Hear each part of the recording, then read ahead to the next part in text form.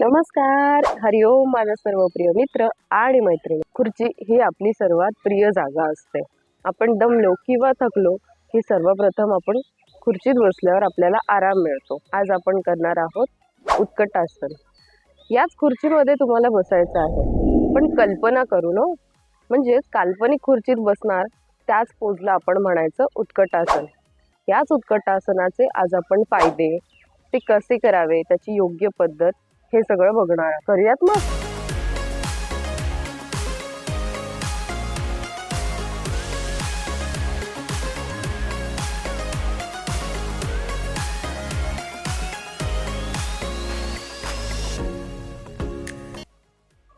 सर्वप्रथम योगा मॅटवर येऊन स्थिर उभे राहायचे. त्यानंतर पायांमध्ये काही अंतर घेत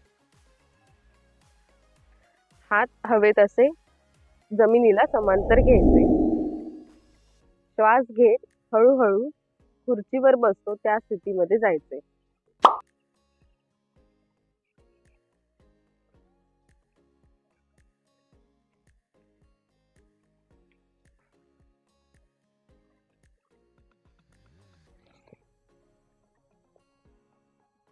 खुर्चीच्या स्थितीमध्ये गेल्यावर तुम्ही जास्तीत जास्त 5 ते 10 सेकंद किंवा तुमच्या कार्यक्षमतेनुसार थांबू शकता. आता आपण याचा सराव बघू.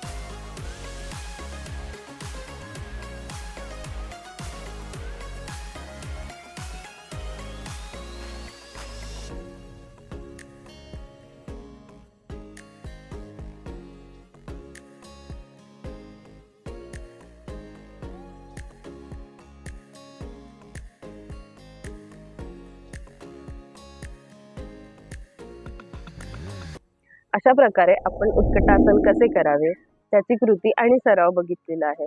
उत्कटासनाच्या नियमित सरावाने होणारे काही फायदे बघूया. उत्कटासनाच्या नियमित सरावाने पाठीचा कणा, छातीच्या स्नायूंना बळकटी येते. रोगप्रतिकारक शक्ती म्हणजेच इम्युनिटी मजबूत होते. पाठदुखी, सांधेदुखी कमी होण्यास मदत होते. वजन कमी होण्यास उत्कटासन हे सर्वोत्तम आसन आहे. उत्कटासनाच्या सरावाने नितंबाची चरबी देखील कमी होते. धड आणि पाठीच्या खालच्या भागाला बळकटी येते.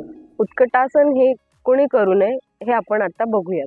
उत्कटासन हे कमरेचा, घोट्याचा, पायांचा काही त्रास असेल त्यांनी करू नये. कमरदुखीचा त्रास असलेल्यांनी हे आसन योग शिक्षकाच्या योग्य मार्गदर्शनाखाली करावे. मासिक स्राव सुरू असलेल्यांनी हे आसन धीम्या गतीने करावे. अशा प्रकारे आजच्या आपल्या या मराठी योगासनांच्या व्हिडिओमध्ये आपण उत्कटासनाची माहिती बघितली आहे. त्यामध्ये ते कसे करावे, त्याची कृती, सराव, फायदे आणि ते आसन कुणी टाळावे हे आपण बघितलेले आहे.